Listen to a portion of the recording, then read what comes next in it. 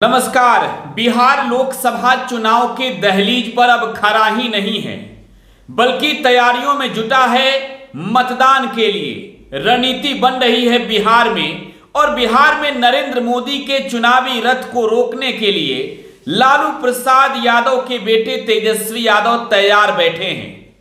उस लालू यादव के बेटे, जिस लालू यादव ने बिहार में आडवाणी का रथ रोका था, और अब तेजस्वी यादव बिहार में चुनावी जनसभाओं को जब संबोधित कर रहे हैं तो वो बता रहे हैं कि बिहार में नरेंद्र मोदी का रथ रोक देंगे।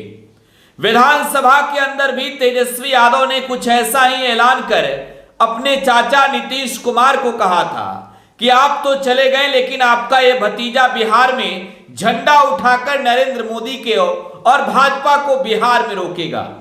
खैर, तेजस्वी यादव की बड़ी रणनीति क्या है, यह समझने की जरूरत है।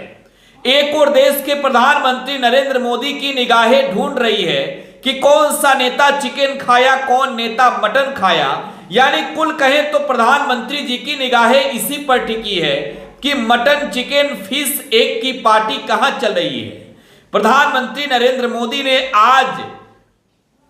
अब तक ये ऐलान नहीं किया है कि देश में आखिरकार किन मुद्दों के साथ वो देश की जनता से वोट मांग रहे हैं। एक और प्रधानमंत्री नरेंद्र मोदी सनातन हिंदुत्व की बात कर रहे हैं, दूसरी ओर बिहार में नरेंद्र मोदी के रथ को रोकने का जिद ठाने हुए तेजस्वी यादव ने ऐसा ऐलान किया है जिसके बाद यकीन मानिए भाजपा की ना सिर्फ नींद गायब है, बल्कि बिहार में नरेंद्र मोदी की कुर्सी डगमगा गई है।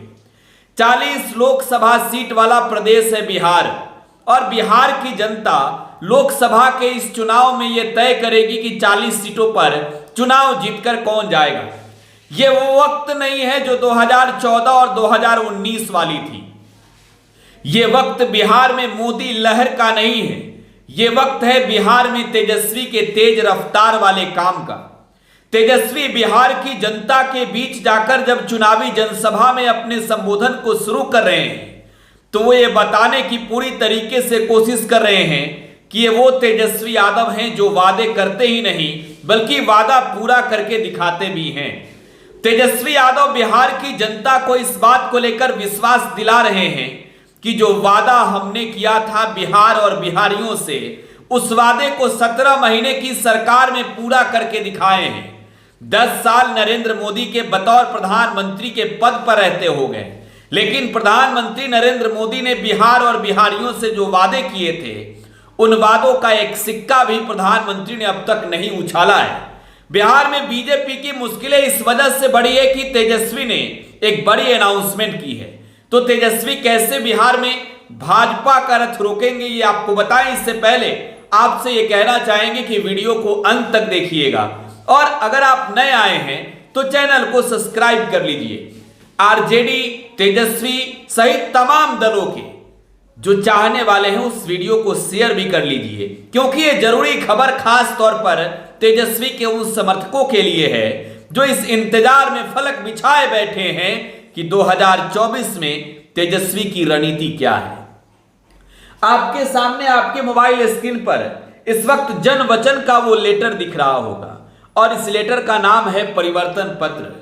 बिहार में आरजेडी 23 सीटों पर चुनाव लड़ रही है, कांग्रेस 9 सीटों पर, वाम दलों की पार्टियां 3 सीटों पर, साथ ही साथ मुकेश सहनी की पार्टी वीआईपी 3 सीटों पर लड़ रही है। माफी चाहूंगा, वाम दलों की पार्टियां 5 सीटों पर चुनाव लड़ रही है।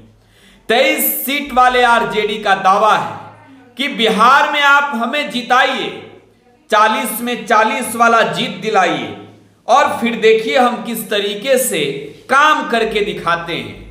अब देखिए तेजस्वी का वादा क्या क्या है, ये समझने की जरूरत है। अगर आप ये सोच रहे हो कि तेजस्वी का ये वादा ठीक वैसे ही है जो 2014 और 2019 में आकर नरेंद्र मोदी ने बिहार की जनता से किया, तो शायद आप गलत हैं। 10 लाख सरकारी नौकरी देने का वादा 2020 के चुनाव में तेजस्वी यादव का था, और 34 साल के उम्र के इस लड़के ने यह साबित कर दिखाया कि वादे सिर्फ किए नहीं जाते बल्कि पूरा करके दिखाए जाते हैं। आज तेजस्वी के विरोधी कह रहे हैं कि जितना फेंकना है फेंक लो, लेकिन हकीकत यह है कि बिहार में आकर मोदी ने फेंका, बिहार में आकर अमित शाह ने फेंका, बिहार में आकर राजनाथ सिंह ने फेंका, बिहार में आकर गिरिराज सिंह ने फेंका, बिहार में आकर जेपी नड्डा ने फेंका, बिहार में आकर बीजेपी के तमाम बड़े नेताओं ने फेंका। क्या फेंका? वो जुमला जो बिहार की जनता से किए गए। पढ़ाई, कमाई, दवाई, सिंचाई, सुनवाई और कार्रवाई वाली सरकार को मुद्दा बनाने वाले तेजस्वी ने 10 लाख सरकारी नौकरी का वादा किया। अब जरा देखिए तेजस्वी के मैनिफेस्टो में क्या लिखा गया है। लिखा गया है कि अगर महागठबंधन यानी इंडिया अलायंस की सरकार केंद्र में बनती है तो 15 अगस्त से नौकरियों का वितरण शुरू हो जाएगा। जैसे बिहार में तेजस्वी नौकरी बांट रहे थे, उसी तरीके से देश में इतिहास रचेंगे। 1 करोड़ लोगों को सरकारी नौकरी दी जाएगी। 30 लाख पद तो रिक्त ही हैं, 70 लाख पदों का सृजन किया जाएगा। सबसे बड़ी बात कि महंगाई पर भी तेजस्वी ने दिल खोलकर बड़ा घोषणा किया है, खास तौर पर उन महिलाओं के लिए जो किचन की किंग तो कही जाती है, लेकिन महंगाई इतनी है कि कई बार मैनिफेस्टो किचन का बदल जाता है। खास तौर पर सिलेंडर की कीमत तो खूब आसमान चूम रहे हैं। एक दौर में जब देश में मनमोहन सिंह की सरकार थी तो बीजेपी के कई ऐसे नेता थे जो प्रदर्शन करते थे और गाने गाते थे, महंगाई डायन मार जात है। लेकिन अब हकीकत क्या है? महंगाई खूब बढ़ी है। तो इस घोषणा पत्र में तेजस्वी ने यह दावा किया है कि अगर सरकार बनी इंडिया अलायंस की तो आपको हम देंगे 500 रुपए में गैस का सिलेंडर। इसके अलावा गरीब परिवार के बहनों को रक्षाबंधन के मौके से ही 1 लाख रुपए दिए जाएंगे सहायता राशि, और रक्षाबंधन के त्यौहार से इसकी शुरुआत की जाएगी। पुरानी पेंशन योजना, ओल्ड पेंशन स्कीम, जो बीजेपी की सरकार में रहते वाजपेयी जी ने बंद किया था। तेजस्वी का दावा है कि अगर केंद्र में सरकार बनी इंडिया अलायंस की तो जाहिर सी बात है जो दावे किए गए हैं उसमें यह दावा है, वादा है देश की जनता से, खास तौर पर बिहार की जनता से, कि ओल्ड पेंशन स्कीम वो फिर से लागू करेंगे। बिहार को विशेष राज्य का दर्जा दिलाने की मांग वर्षों से होते रही है। खास तौर पर बिहार के मुखिया नीतीश कुमार, जो एनडीए की सरकार में बिहार के मुख्यमंत्री हैं, कई सालों तक वो बिहार मांगे विशेष राज्य के दर्जे का अभियान चलाते रहे। पटना से लेकर दिल्ली तक हुंकार भरते रहे, लेकिन नरेंद्र मोदी के चरणों में नतमस्तक नीतीश कुमार शायद ये भूल गए कि बिहार के लिए उन्होंने क्या कुछ मांगा था। अब मैनिफेस्टो में तेजस्वी ने दावा किया है कि अगर सरकार बन गई महागठबंधन की तो बिहार को विशेष राज्य का दर्जा देंगे। इसके अलावा बिहार को 1,60,000 करोड़ रुपए का विशेष पैकेज भी मिलेगा। इतना ही नहीं, बिजली की महंगाई बढ़ी है तो 200 यूनिट बिहार के लोगों को बिजली मुफ्त में मिलेगा। ठीक है, वैसे ही जैसे केजरीवाल ने दिल्ली में मुफ्त दिया।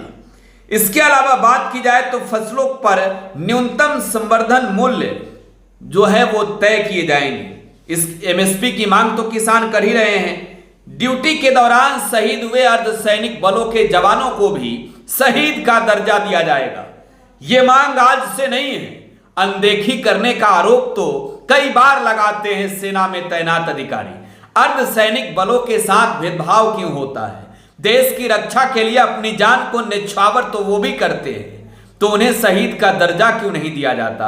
महागठबंधन के ओर से बिहार में आरजेडी ने यह दावा किया है अपने घोषणा पत्र में कि अगर इंडिया अलायंस की सरकार बनी केंद्र में तो सैनिकों को सीआरपीएफ, सीआईएसएफ, बीएसएफ सहित कई ऐसी बटालियन हैं जो अर्धसैनिक बलों की कंपनियां हैं जिन्हें शहीद का दर्जा नहीं मिलता है, उन्हें शहीद का दर्जा दी जाएगी। इसके अलावा बिहार में 5 नए एयरपोर्ट पूर्णिया, भागलपुर, मुजफ्फरपुर, गोपालगंज और रक्सौल में शुरू किए जाएंगे। मंडल कमीशन के शेष सिफारिशों को लागू किया जाएगा। देश भर में जातिगत जनगणना कराई जाएगी। बिहार की तर्ज पर देश में आरक्षण को बढ़ाया जाएगा।